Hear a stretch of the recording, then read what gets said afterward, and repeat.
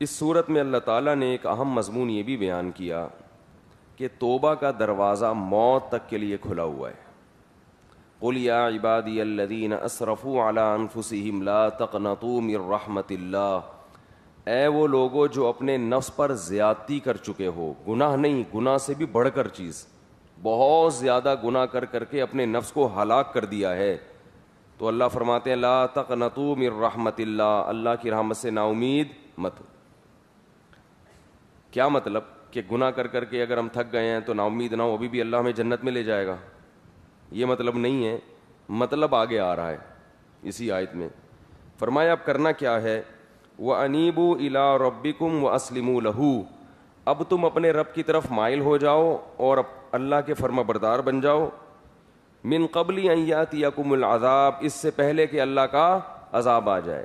یعنی نا امید مت ہو توبہ سے, اگر توبہ کرو گے تو توبہ قبول ہو جائے گی.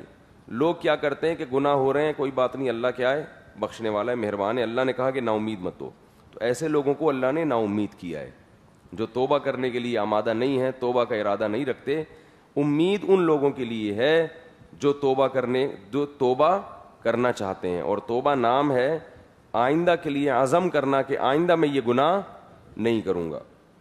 فرمایا انیبوا الی ربکم واتبعوا احسن ما انزل الیکم من ربکم, اور اتباع شروع کر دو اس کتاب کی, اس کے اچھے اچھے احکام کی جو تمہارے رب کی طرف سے تم پر نازل کیا گیا ہے. یعنی اب تک جو ہوا ہو گیا, آئندہ کے لیے اللہ نے جو احکام قرآن مجید میں دیے ہیں ان کی اتباع کرنا شروع کر دو. من قبل ان یاتیکم العذاب بغتۃ وانتم لا تشعرون, اس سے پہلے کہ اچانک تم پر کوئی عذاب آئے اور تمہیں شعور بھی نہ ہو, پتہ بھی نہ چلے. بسا اوقات انسان کے ساتھ حادثہ ہوتا ہے جو موت کا سبب بن جاتا ہے, اور انسان پہلے سے موت کے لیے تیار نہیں ہوتا, تو بتایا جا رہا ہے کہ توبہ میں جلدی کرو. اس امید پہ مت رہو کہ میں ابھی جوان ہوں, بڑھاپے تک مؤخر کر دیتا ہوں, ابھی بوڑھا ہوں, ابھی اور بھی بوڑھا ہو جاؤں گا. تو اللہ فرما رہے ہیں کہ عذاب آتے ٹائم نہیں لگتا اور پتہ بھی نہیں چلے گا, اور فرمائیں کہ جب عذاب آئے گا یا موت کا وقت آئے گا تو پھر کیا کنڈیشن ہوگی تمہاری, اس کو بیان کیا ہے. ان تقول النفس یا حسرۃ علی ما فرطت فی جنب اللہ, اس وقت کہو گے کہ ہائے کاش میں اللہ کے بارے میں اتنی کوتاہی نہ کرتا, اللہ کے حکام کے بارے میں بڑی کوتاہی کی میں نے. جب موت کا وقت ہوگا تو یہ حالت ہوتی ہے. وَإِن كُنتُ لَمِنَ السَّاخِرِينَ, اور میں اللہ کے حکام کو سنجیدگی سے لیتا ہی نہیں رہا. اللہ نے حکم دیا نا, سود سے بچو, داڑھی رکھو, نماز قائم کرو, والدین کی اطاعت کرو, رشتہ داری جوڑو, ان حکام کو ہم سیریس بولو بھائی لیتے ہی نہیں. پڑھ لیں گے, کر لیں گے, ہو جائے گا, بس یہ چلتا رہتا ہے حساب کتاب. تو وَإِن كُنتُ لَمِنَ السَّاخِرِينَ, موت کے وقت کہو گے کہ میں ان حکام کو سنجیدگی سے لیتا ہی نہیں رہا. او تقولا, فرمایا پھر پتہ ہے کیا کہو گے. پہلا جملہ تو یہ ہوگا کہ کاش میں نیک بن جاتا, اور کاش میں سیدھے راستے پہ چلتا, اور میں اللہ کے حکام کو سنجیدگی سے لیتا.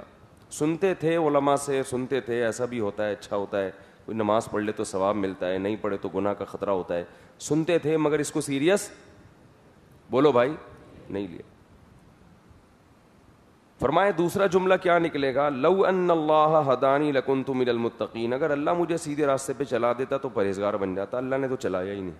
یہ قصور کس کا ہے معاذ اللہ, کس کا قصور ہے؟ جب پریشان ہوتا ہے نا آدمی تو اپنا جرم تسلیم کرنا آسان نہیں ہوتا, دوسرے پہ ڈالو. تو اللہ نے میری قسمت میں ہدایت لکھی نہیں تھی, اس لیے میں یہ مصیبت میں ہوں. فرمایا تقول حین تر العذاب, لیکن جب عذاب اپنی آنکھوں سے دیکھے گا تو پھر کیا کہے گا, لو ان لی کرۃ فاکون من المحسنین, اے اللہ ایک دفعہ دوبارہ دنیا میں جانے کا موقع دے دے, میں نیک بن کے دکھاؤں گا. محسنین, متقین سے اوپر کا درجہ ہے محسن. تقویٰ کا معنی گناہوں سے بچنا, بس فرائض واجبات پورے کرنا, اور محسن کہتے ہیں ہر عمل کو درجہ احسان تک پہنچانا. اے اللہ ایک دفعہ مہلت دے دے, صرف متقی نہیں بن کے دکھاؤں گا بلکہ ہر چیز میں درجہ احسان تک پہنچوں گا. تہجد ہوگی تو ہوتی چلی جائے گی, تلاوت ہوگی تو ہوتی چلی جائے گی, صدقات و خیرات تو کرتا ہی چلا جاؤں گا.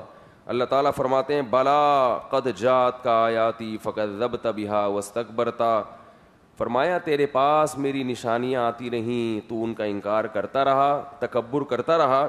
وَكُنْتَ مِنَ الْكَافِرِينَ وَيَوْمَ الْقِيَامَةِ تَرَى الَّذِينَ كَذَبُوا عَلَى اللَّهِ وُجُوهُهُمْ مُسْوَدَّةٌ. فرمایا ان کے چہرے قیامت کے دن سیاہ ہوں گے, سیاہ, دوبارہ مہلت نہیں ملتی.